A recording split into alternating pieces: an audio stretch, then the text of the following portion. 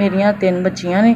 ਮੇਰੇ 4-5 ਸਾਲ ਹੋ ਗਏ ਮੀਆਂ ਨੂੰ ਫੌਤ ਹੋਏ ਨੂੰ ਤੇ ਮੈਂ ਆਪਣੀ ਅੰਮੀ ਦੇ ਘਰ ਰਹਿੰਦੀ। ਮੇਰੀ ਅੰਮੀ ਵੀ ਗਰੀਬ ਨੇ ਤੇ ਆਪਣਾ ਮਿਹਨਤ ਮੁਸ਼ੱਕਤ ਕਰਕੇ ਤੇ ਆਪਣੀਆਂ ਬੱਚੀਆਂ ਨੂੰ ਪਾਲਣੇ, ਉਹਨਾਂ ਦਾ ਖਰਚਾ ਕਰਨੇ। ਮੇਰੀਆਂ ਬੱਚੀਆਂ ਨੇ 3, ਇਹ ਮੇਰੇ ਕੋਲ ਕੁਛ ਵੀ ਮੰਗਦੀਆਂ ਨੇ। ਮੈਂ ਇਹਨਾਂ ਦਾ ਬਾਪ ਵਾਲਾ ਹੱਕ ਤੇ ਨਹੀਂ ਅਦਾ ਕਰ ਸਕਦੀ। ਮੈਂ ਕੋਈ ਛੋਟੇ ਮੋਟੇ ਪੀਸ ਲਿਆ ਕੇ ਤੇ ਆਪਣੇ ਬੱਚੀਆਂ ਨੂੰ ਕੱਪੜੇ ਸਿਲਾਈ ਕਰਕੇ ਉਹਨਾਂ ਦੇ ਗਲੇ 'ਚ ਪਾਉਂਦੀ। ਇਹ ਨੇ ਸਾਰੀ ਗੱਲ ਹੈ। ਹੋਰ ਵੀ ਚੀਜ਼ਾਂ ਜ਼ਰੂਰਤਾਂ ਬੱਚੇ ਪੂਰੀਆਂ ਕਰਦੇ ਨੇ, ਮੰਗਦੇ ਨੇ। ਮੈਂ ਪਰੇਸ਼ਾਨ ਹੁੰਦੀ ਹਾਂ ਕਿ ਇਹਨਾਂ ਦੀਆਂ ਜ਼ਰੂਰਤਾਂ ਕਿੱਥੋਂ ਪੂਰੀਆਂ ਕਰੀਏ। ਅਤੇ ਪ੍ਰਾਈਵੇਟ ਬਹੁਤ ਮੁਸ਼ਕਿਲ ਪੜ੍ਹਾਉਂਦੀ ਹਾਂ ਅਤੇ ਪ੍ਰਾਈਵੇਟ ਦੇ ਬਹੁਤ ਖਰਚੇ ਹੈਗੇ।